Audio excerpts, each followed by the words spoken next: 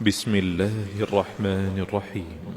الحمد لله الذي أنزل على عبده الكتاب ولم يجعل له عوجا قيما لينذر بأسا شديدا من لدنه ويبشر المؤمنين الذين يعملون الصالحات أن لهم أجرا حسنا ماكثين فيه أبدا وينذر الذين قالوا اتخذ الله ولدا ما لهم به من علم ولا لآبائهم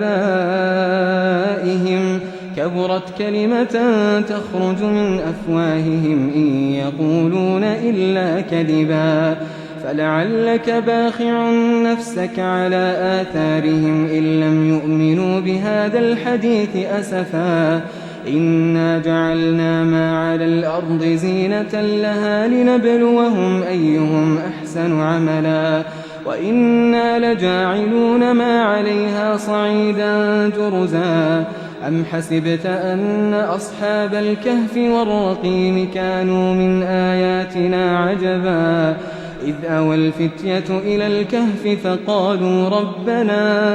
إذ أوى الفتية إلى الكهف فقالوا ربنا آتنا من لدنك رحمة وهيئ لنا من أمرنا رشدا فضربنا على آذانهم في الكهف سنين عددا ثم بعثناهم لنعلم أي الحزبين أحصى لما لبثوا أمدا نحن نقص عليك نبأهم بالحق إنهم فتية آمنوا بربهم وزدناهم هدى وربطنا على قلوبهم إذ قاموا فقالوا ربنا رب السماوات والأرض لن ندعو من دونه إلها لقد قلنا إذا شططا هؤلاء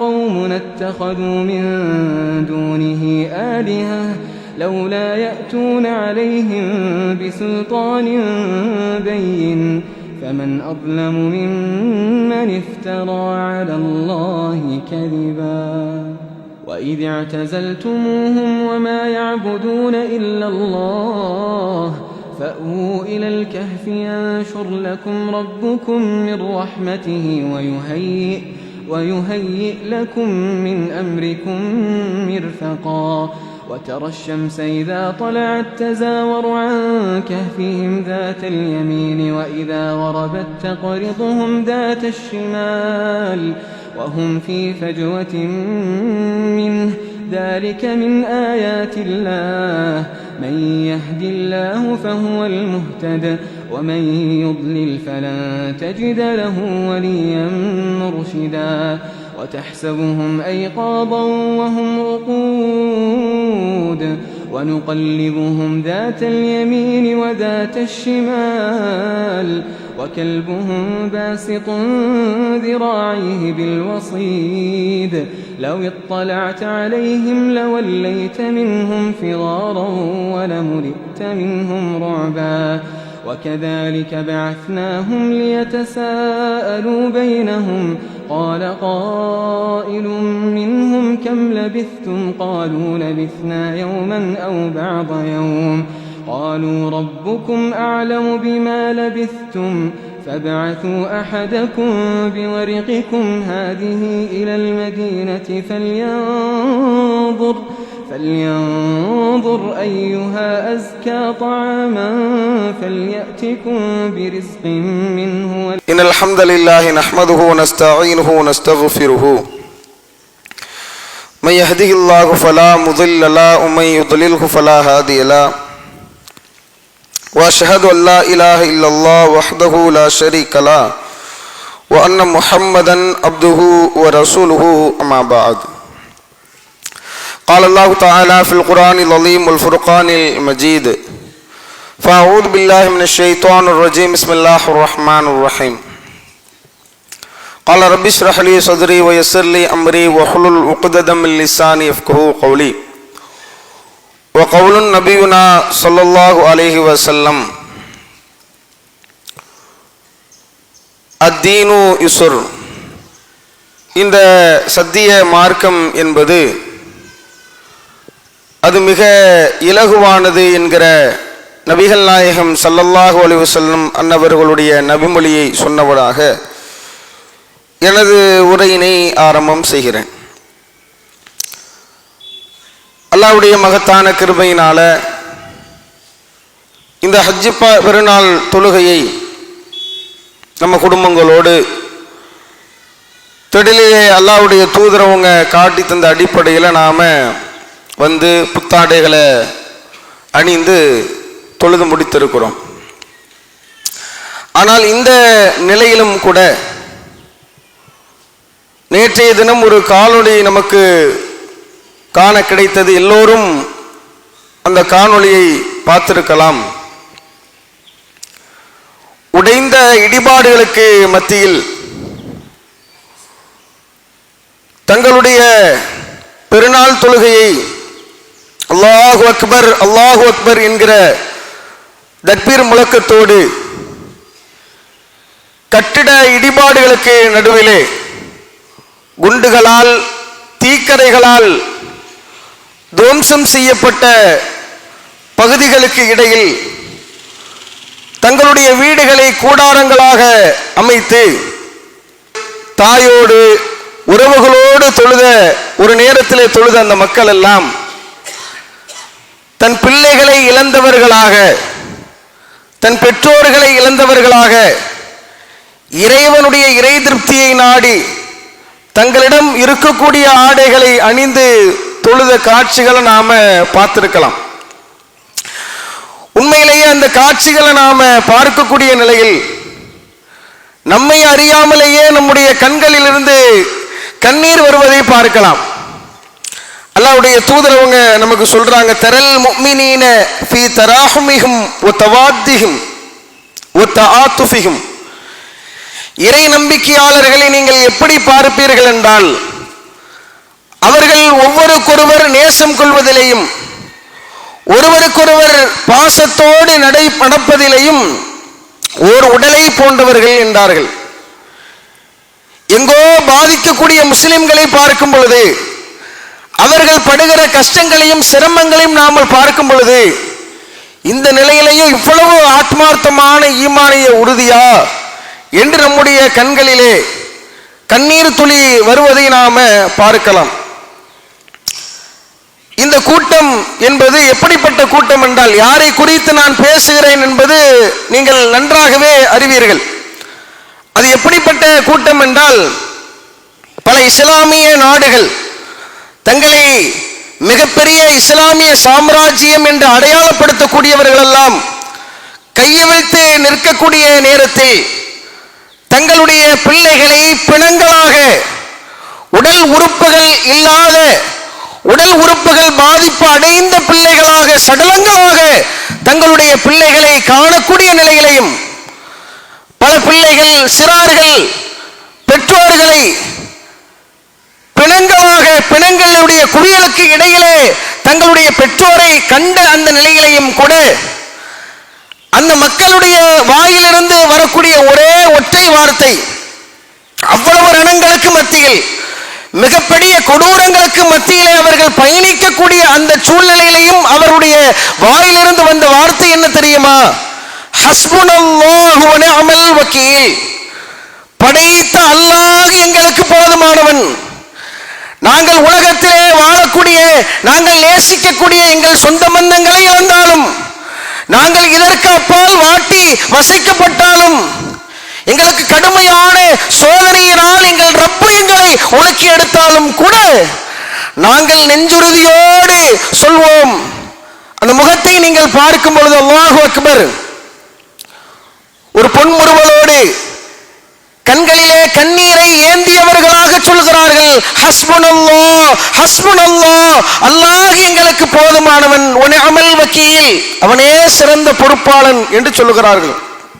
உண்மையில் இந்த வார்த்தை என்பது பல நல்லோர்கள், நபிமார்கள் ஏன் இந்த நாளை ஏன் மகத்துவமாக நாம் நினைக்கிறோமோ, இந்த நாளில் யாரை பற்றி அதிகமாக நினைவு கூறுவோமோ அந்த நபி இப்ராஹிம் அலைஹிஸ்ஸலாத்து வஸ்ஸலாம் அன்னவர்கள் அந்த மக்களுக்கு மத்தியிலே தனித்து விடப்படக்கூடிய சூழலில் ஊரிலே ஒற்றை மனிதராக யாருடைய அரவணைப்பும் இல்லாமல் அவர்கள் நிராயுதபாணியாக நிர்கதியாக நின்ற அந்த சூழலிலே உள்ளத்திலே ஆழமாக பதிய வைத்திருந்தார்களே, ஹஸ்பி அல்லாஹு வ நிஅமல் வக்கீல், அல்லாஹ் எனக்கு போதுமானவன், அவன் சிறந்த பொறுப்பாளி என்று நபி இப்ராஹிம் அலைஹிஸ்ஸலாத்து வஸ்ஸலாம் அன்னவர்கள் சொன்னார்கள். உண்மையில் அந்த வார்த்தைக்கு மிகப்பெரிய பலம் இருக்கிறது. ஆத்மார்த்தமாக அல்லாஹ்வை பற்றி உளப்பூர்வமாக உணர்ந்த ஒரு மனிதர் இதை சொல்வார் என்றால் அவரால் மிகப்பெரிய ஒரு அனுபவத்தை பெற முடியும். நபி இப்ராஹிம் அலைஹிஸ்ஸலாம் அவர்கள் தனித்து விடப்பட்டார்கள் அல்லவா? தனித்து விடப்பட்டாலும் கூட அவர்களை எதிர்த்து எத்தனை பெரிய படைகள் இருந்தாலும், கொம்பாதி கொம்பன்கள் இருந்தாலும் அவர்களை அடித்து துவம்சம் செய்கிற ரப்புல் ஆலமீன் நம்மோடு இருக்கிறான் என்கிற உறுதிப்பாடு நபி இப்ராஹிம் அலைஹிஸ்ஸலாத்து வஸ்ஸலாம் அன்னவர்களிடம் இருந்த காரணத்தினால் சொன்னார்கள், ஹஸ்பி அல்லாஹ், அல்லாஹ் எனக்கு போதுமானவன். இந்த ஊரார் என்னோடு இல்லாமல் இருக்கலாம், நான் இங்கே தன்னந்தனியாக தனித்து விடப்படலாம். அல்லாஹ் திருமறையிலே இப்ராஹிம் அலைஹிஸ்ஸலாத்து வஸ்ஸலாம் அன்னவர்களை பற்றி சொல்கிறான், இன்ன இப்ராஹீம கான உம்மத்தன் கானித்தன் லில்லாஹ், இப்ராஹிம் என்பவர் தனித்த ஒரு சமூகமாக திகழ்ந்தார். எப்படி ஒரு தனி மனிதர் பெரிய சமூகமாக திகழ முடியும் என்றால், ரப்புடைய உதவி எனக்கு இருக்கிறது என்ற நம்பிக்கை வந்துவிட்டால், நெஞ்சுறுதி வந்துவிட்டால், தனக்கு முன்பாக எவ்வளவு பெரிய படை பட்டாலும் இருந்தால் கூட ஹஸ்பி அல்லாஹ் என்கிற வார்த்தையை சொல்ல தோணும். சொன்னார்கள் நபி இப்ராஹிம் அலைஹிஸ்ஸலாத்து வஸ்ஸலாம் அவர்கள். அதனால் பல உதவிகளை பார்த்தார்கள். அது மாதிரி இந்த மக்கள் துவா செய்கிறாங்க, அல்லாஹ்விடத்தில் கையேந்துறாங்க, அல்லாஹ்வுடைய உதவி நிச்சயமாக இருக்கும். நபி இப்ராஹிம் அலைஹிஸ்ஸலாம் அவங்களுடைய வரலாறு நமக்கு உணர்த்தக்கூடிய பாடம் அதுதானே. இப்ராஹிம் அலைஹிஸ்ஸலாம் அவங்க எவ்வளவு கஷ்டங்களுக்கும் இன்னல்களுக்கும் செய்திகளை அந்த செய்தியினுடைய நிலையிலிருந்து யோசிச்சு பார்க்கணும். எப்படிப்பட்ட நிலைமை, ஊர் மக்களை எதிர்க்கக்கூடிய நிலையிலே தன்னந்தனியாக ஒரு மனிதனால் நிற்க இயலும் என்றால், நிற்கக்கூடிய சூழல் வந்தால் அந்த மனிதருக்கு அல்லாஹ்வுடைய உதவி எங்கிருந்தாலும் வரும் அப்படிங்கிறத நம்ம தெரிந்து கொள்ளலாம். தூக்கி நெருப்பு குண்டத்துல தூக்கி வீசப்படும் பொழுது கூட ஊரே சேர்ந்து எதிர்க்கிறாங்க, கொண்டு உள்ள போடுறாங்க. யோசிச்சு பாருங்க, அந்த நிலையில சாதாரணமாக நம்மை வைத்து பாருங்கள், நம்ம என்ன பண்ணுவோம், நம்மளால என்ன பண்ண முடியும்? ஊரே சேர்ந்து நம்மளை தூக்கி போடுறேன்னு சொல்லி அந்த நேரத்தில் நாம எப்படியாவது நழுவி செல்லதான் பார்ப்போம். இப்ராஹிம் அலைஹிஸ்ஸலாம் அவங்க என்ன பண்ணணுமோ பண்ணிக்கோங்கிற தைரியத்தில் இருந்தாங்க. தூக்கி நெருப்பு குண்டத்தில் கடாசக்கூடிய நேரத்தில் அல்லாஹ் உதவினான். எப்படி உதவினான் தெரியுமா? கோனி பர்தோ சலாமன் அலா இப்ராஹிம், நெருப்பே இப்ராஹிமின் மீது நீ அமைதியாக மாறிவிடு, குளிர்ச்சியாக மாறிவிடு. நெருப்பு குளிர்ந்திருக்க வரலாறுல நெருப்புனால என்னங்க, நெருப்புனால சுடும், அப்படிதானே? அல்லாஹ் காப்பாற்ற வேண்டும் என்று இறைவன் நாடி இருக்கக்கூடிய இறைவன் எப்படி வேண்டுமானாலும் காப்பாற்றி இருக்கலாம். ஆனால் எப்படி காப்பாற்றப்பட்டார்கள்? நெருப்பை அல்லாஹ் குளிர்ச்சியாக பார்க்கிறான். தூக்கி நெருப்புல போட்டோம், அப்படியே முழிக்கிறான், என்னடா இது நெருப்புல போட்டிருக்க, உள்ள என்னமோ அந்த மனுஷன் ரொம்ப குளிர்ச்சியான நிலையில ஆசுவாசப்பட்டு கொண்டிருக்கிறாரே அப்படின்னு நினைக்கிறாங்க. ஏன்? அல்லாஹ்வுடைய ஏற்பாடு. கண்கூடாக பல உதவிகளை பார்த்தால், நீண்ட நெடு நாட்களாக சோதிக்கப்படும் பொழுது கூட, பிள்ளை இல்லாமல் சோதிக்கும் பொழுது கூட, அல்லாஹ் சோதிக்கும் பொழுது கூட பொறுத்துக்கிட்டாங்க. வயோதிகத்தில் அல்லாஹ் பிள்ளைய கொடுக்கிறான், ஒன்னு இல்ல ரெண்டு கொடுக்கிறான். இஸ்மாயிலையும் இஸ்ஹாக்கையும் அல்லாஹ் ரப்பல் ஆலமீன் நபி இப்ராஹிம் அலைஹிஸ்ஸலாம் அவர்களுக்கு நற்செய்தியாக சொல்லுகிறான். ஆனால் நடந்தது என்ன? பெரிய ஒரு செய்தி. ஹாஜர் அவர்களை அழைத்து கொண்டு போய் பாலைவன பொட்டல் காட்டிலே விட வேண்டும். இது மாதிரியான கட்டளை எல்லாம் இன்னைக்கு சாதாரணமான கட்டளையே நம்மளால நிவர்த்தி செய்ய முடியல. அதுக்கே ஒரு 5 வேளை தொழுகிறதுக்கு, மார்க்க விஷயங்களை கடைபிடிப்பதற்கு, மார்க்க விஷயங்களை கேட்பதற்கு அதுக்கே ஒரு தியாக மனப்பான்மை இல்லை, அர்ப்பணிப்பு இல்லை. கொண்டு போய் உன் குடும்பத்தை நடுக்காட்டில் விடு, பாலைவனம் பொட்டல் காட்டிலே விடு என்று சொன்னால் யாராவது முன் வருவார்களா? இப்ராஹிம் அலைஹிஸ்ஸலாம் அவர்கள் சொன்ன யோசிக்கவே இல்லை, கொண்டு வந்து வந்தாங்களா இல்லையா? இப்பொழுது இருக்கக்கூடிய காபத்துல்லா லட்சோப லட்ச மக்கள் இன்னைக்கு நாம நேரலையில பார்க்கிறோம். வீட்டுக்கு போனோம்னாலே என்ன நடக்கு நேற்றுக்கெல்லாம் நம்ம பார்த்திருப்போம். அங்கே லப்பைக் அல்லாஹும்ம லப்பைக் லப்பைக் லா ஷரீக லக லப்பைக் என்கிற முழக்கம் சொல்லப்பட்டு மக்கள் எல்லாம் காபத்துல்லாவிற்கு அருகாமையிலே நிற்கக்கூடிய காட்சிகளை பார்க்கும் பொழுது, பிரம்மாண்டமான காட்சிகளை பார்க்கும் பொழுது ஒரு விதமான சந்தோஷம் நமக்கு ஏற்படுகிறது இல்லையா? ஆனால் இந்த காபத்துல்லாவை ஒரு நேரத்திலே சென்று பார்த்திருப்போம் என்றால் எப்படி பொட்டல் காடுகளை பார்த்தால் நமக்கு ஒரு பயம் ஏற்படுமோ அதுபோன்ற ஒரு நிலைதான் அங்கேயும். ஆனால் இப்ராஹிம் அலைஹிஸ்ஸலாம் அவர்கள் இறைவனுடைய ஒரே கட்டளை என்கிற காரணத்தினால் நீண்ட நெடு நாட்கள் பெற்றெடுத்த பிள்ளை இஸ்மாயில் அலைஹிஸ்ஸலாம் அன்னவர்களோடு ஹாஜர் அவர்கள் இப்ராஹிம் அலைஹிஸ்ஸலாம் அவருடைய மனைவி கொண்டு வராங்க. பாலைவன பொட்டல் காட்டுக்கு அருகாமையில் கொண்டு வந்து நிப்பாட்டுறாங்க. நிப்பாட்டிட்டு எதையுமே பேசவில்லை, எந்த வார்த்தையும் சொல்லவில்லை. ஹாஜர் அவர்களோடு நீண்ட நெடு நேரம் பேசவில்லை, பிரிவுக்கு பிறகாக ஏங்கவில்லை. ஆனால் இப்ராஹிம் அலைஹிஸ்ஸலாம் அவர்களுக்கு அவருடைய உள்ளத்திலே தங்களுடைய பிள்ளைகள் குறித்தும் தங்களுடைய மனைவி குறித்தும் அவங்களுக்கு ஒரு விதமான பயமும் அச்சமும் இருக்கத்தான் செய்தது. அதை காட்ட முடியுமா? அதை சொல்ல முடியுமா? சொல்லல. அவங்கள்ட்ட எதையுமே பேசாம என்ன செய்யறாங்க? திரும்பி செய்யறாங்க, திரும்பி போறாங்க. கஃபா இப்ராஹிம் முன்தலிகன் விட்டுட்டு அவங்க பாட்டு நடந்து போய்கிட்டே இருக்கிறாங்க. போன உடனே ஃபகாலத் ஹாஜர் அவர்கள் அழைக்கிறார்கள். திடீர்னு வராரு, வந்து விடுறாங்க, விட்டுட்டு போய்கிட்டே இருக்கிறாங்க. அவங்களுக்கு பயம். கேட்கிறாங்க, ஐயா இப்ராஹிம், ஓ இப்ராஹிம் அவர்களே, ஐன தذهبு وتتركنا بهذا الوادي الذي ليس فيه انس ولا شيء. எங்க போறீங்க? எங்களை இந்த பாலைவன பொட்டல் காட்டிலே தவிக்க விட்டு விட்டு லைஸ ஃபீஹி இன்சுன் வலா ஷையுன், பாருங்க எதுவுமே இல்லை, இந்த காட்டிலே மனிதர்கள் வாழ முடியாது, எந்த வஸ்துகளும் இல்லை, இந்த காட்டிலா எங்களை விட்டுட்டு போறீங்க அப்படி கேட்கிறாங்க. அவங்க பதில், இப்ராஹிம் அலைஹிஸ்ஸலாம் அவங்க பதில் சொல்லவே இல்லைங்க. இப்ராஹிம் அலைஹிஸ்ஸலாம் அவர்களை ஆசுவாசப்படுத்தவில்லை. பொதுவாக அந்த மாதிரி பயத்தில் இருக்கும்போது தாய்மார்கள் வந்து கேட்டாங்கன்னா அவங்களை ஆறுதல் படுத்திடணும். இன்னைக்குள்ள திருமணமான கணவன்மார்களுக்கு அது தெரியும் இல்லையா? ஒரு கட்டத்துக்கு மேல வீட்டுல கர்பலா தான் சொல்லிக்கிட்டே இருப்பாங்க. ஒரு பிரச்சனையா அந்த பிரச்சனை குறித்த அறிவுரை சொல்லி கொண்டே இருப்பார்கள். ஒரு கட்டத்துக்கு மேல என்ன செஞ்சிருவாங்க? கோவப்பட்டுருவாங்க. இந்த அம்மா சும்மா கிடையாது, நடுக்காட்டில விட்டு விட்டு செல்லக்கூடிய சந்தர்ப்பத்தில் இப்ராஹிமே நீங்கள் எங்கு செல்கிறீர்கள்? எதுவுமே இல்லையே, எங்க போறீங்க? நான் மனசை திரும்பியே பார்க்கலையே, விட்டுருவோமோ? பார்த்தோன்னு மனுஷன் தானங்க இப்ராஹிம் அலைஹிஸ்ஸலாம் அவர்கள், மனிதர் தானே, உடைஞ்சு உட்கார்ந்துருவோமோங்கிற பயத்துல இப்ராஹிம் அலைஹிஸ்ஸலாம் அவர்கள் ஏறெடுத்து கூட பார்க்கவில்லை. பிறகு ஹாஜர் அவர்கள் கேட்கிறார்கள், அப்படி என்றால் அவங்க திரும்பி பார்க்காம இருக்கும்போது புரிஞ்சுக்கிட்டாங்க ஏதோ இறை கட்டளை. அல்லாஹு அமரக பிஹாதா, இப்ராஹிம் அவர்களே இதை அல்லாஹ் தான் உங்களுக்கு கட்டளையிட்டானா? இப்படி விடணும், இப்படி செய்யணும்னு ரப்பு தான் சொன்னானா அப்படின்னு கேட்கும் பொழுது பதில் சொல்லுகிறார்கள், திரும்பியே பார்க்கல. கால நஅம், ஆமான்னு தலையை அசைச்சுக்கிட்டு போய்கிட்டே இருக்கிறாங்க. அப்பொழுது பாருங்கள் ஹாஜர் அவர்களுடைய உறுதியை பாருங்கள். அப்படி என்றால் எப்படி சொன்ன நபர் எந்த விதமான மனித நடமாட்டமும் இல்லாமல் பாலைவன பொட்டல் காடாக இருக்கிறது என்று சொன்ன ஹாஜர் அவர்கள் சொல்கிறார்கள், இறைவன் தான் இது இறை கட்டளை என்றால்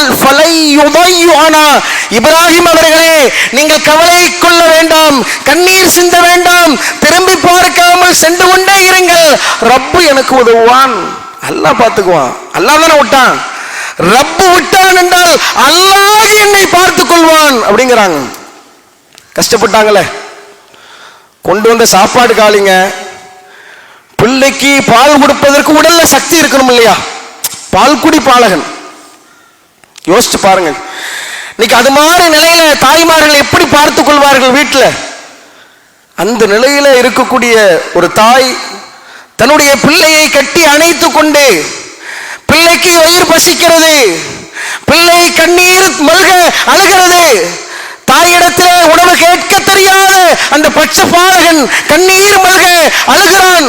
தாய் பார்க்கிறார். ஒரு தாயுடைய உள்ளத்துல எவ்வளவு ஏக்கம் இருக்குங்க. தான் பெற்றெடுத்த நீண்ட நாட்களுக்கு பிறகு பெற்றெடுத்த அந்த பிள்ளைய கையில வச்சுக்கிட்டு அந்த புள்ள பசியினால துடிக்கும் பொழுது தன்னிடத்திலிருந்து கூட உணவு கொடுக்க முடியவில்லையே என்கிற ஏக்கத்திலே உடல்ல சக்தி இருக்கணும் இல்லையா? ஒண்ணுமே இல்லாம சஃபாவிற்கும் மருவாவிற்கும் ஹாஜர் அவர்கள் ஓடினார்களே. இன்றைக்கும் நாம அங்கு சென்றால் சாய் சீரம் இல்லையா? சஃபாவுக்கு ஒரு வாட்டி மருவாவுக்கு ஒரு வாட்டி போறோம் இல்லையா? அவங்க நினைவுபடுத்துற விதமாக தான் அந்த அமைப்பு. ஓடுகிறார்கள் ஹாஜர் அவர்கள், சஃபாவிற்கு ஓடுகிறார்கள், சஃபாவினுடைய மலைக்கு மேல் ஏறுகிறார்கள்.